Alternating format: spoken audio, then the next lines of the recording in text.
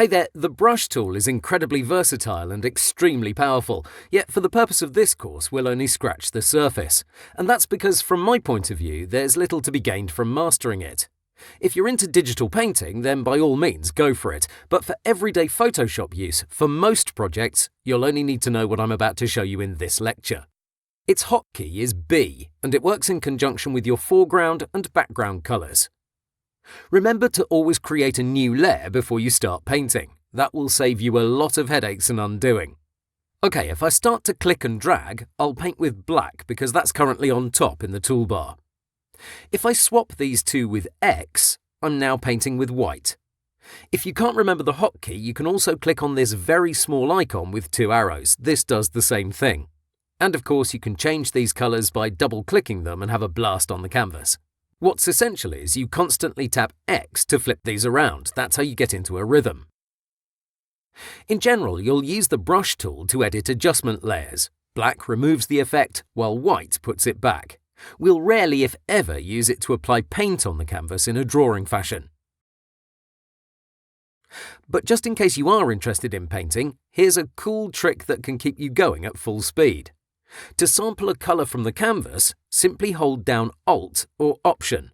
This temporarily switches you from the brush tool to the eyedropper. This means you can paint a little bit with one colour, then sample a new one by holding Alt. Now you can paint with that new shade, and if you want to sample again, I always hit X to flip these around, hold Alt, and now I have two new colours to work with. Constantly tap X and hold Alt from time to time, and this will give you a lot of momentum. Try it out and see how you do. Again, this isn't a requirement, but it's fun and it does increase your dexterity. On that topic, you can adjust your brush size by using your square bracket keys. The left one shrinks your brush, while the right one increases its size. Your cursor tells you what's going on, so it's pretty easy to remember.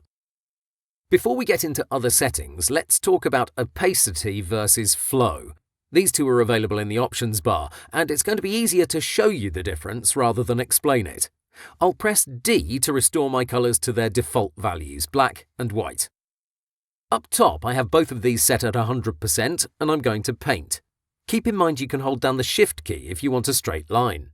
So we have pure black, 100% opaque. Now I'll bring the opacity down to 10%. As you can see, it's transparent, and if I go back and forth, the effect is not going to build up. I have to let go of my mouse and click again.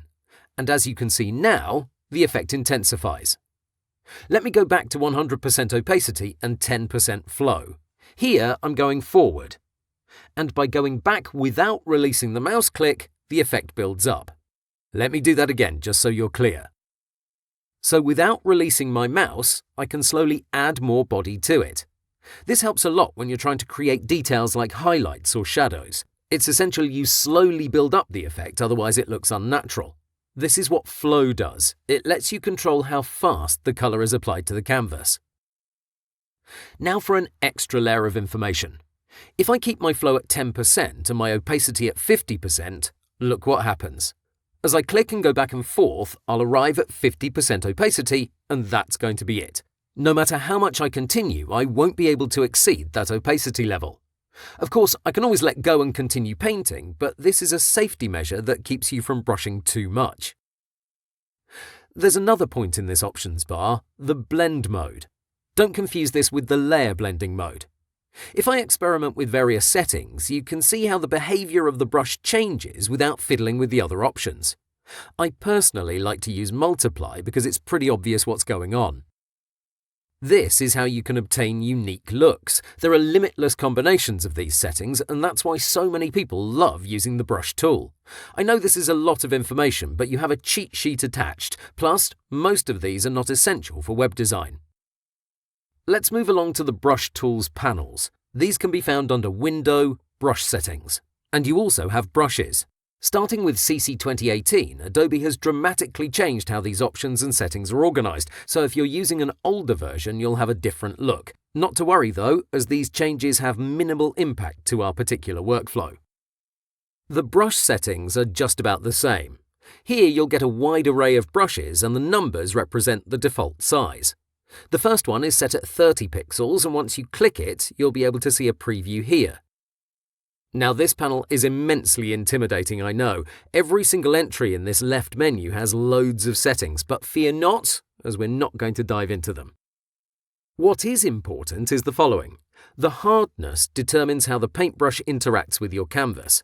0% hardness means you'll get a soft brush, which in turn gives you a very faded look. This is great for those tricky areas where you want a soft transition. On the other hand, a very hard brush will give you a precise application.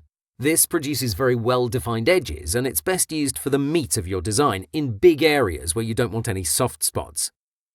Now, there are a number of ways of adjusting the hardness, but right-clicking seems to be the most natural way of doing it. Most of the time we'll be working with extremes, either 0% or 100%, but intermediate settings are useful when you want to actually paint something. The spacing is a great feature for creating dotted lines. Crank it up and start playing with it. In this case, I suggest you keep the hardness all the way up. And if you add shift into the mix, this can get you great results in no time at all. Just a note, nowadays I prefer to use the type tool to create dotted lines. It gives me more control and it's far more adjustable. Please be aware there are loads of ways of adjusting your brush size and some of its settings. We've already seen the right-click method, but you can also click here to the left side of the options bar. Other possibilities are from the brush settings and from the brushes panel on the right side. That's 4 ways in total, so just in case you don't like using one of them, you have lots of alternatives. Here's a neat feature that was introduced in CC 2018, smoothing. In previous versions, when you wanted to draw something, you get shaky edges. Even with a tablet, that still happened. A lot of users dreamt of the day when Photoshop would have the same smoothing action like Illustrator has had for years. Well, here it is. The higher the number, the smoother the result. So let me quickly show you 3 stages. First, 0% smoothing, which was how things were in CC 2017 and all other previous versions. You can see this line is seriously flawed. Move that slider up to 50% and it gets dramatically better. Photoshop does think for a bit and you'll notice a red line next to your cursor, but the results speak for themselves. And the maximum value, 100%, is of course the most forgiving. Besides smoothing, we also get a bunch of new painting options here that change the way paint is applied to the canvas. And speaking of changes, the brushes panel is also completely redesigned. Here's a comparison with the old one. How does this help us in our everyday flow? Well, it doesn't. That's why I'm not covering all these settings from this drop-down.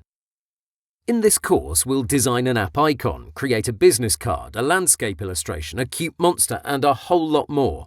In this course, we'll design a lot of things, but the brush tool is going to be used less than 1% of the time, so no project that I've created relies on the brush tool. In fact, the way we use it makes this smoothing option pointless as well, even though I quite like it.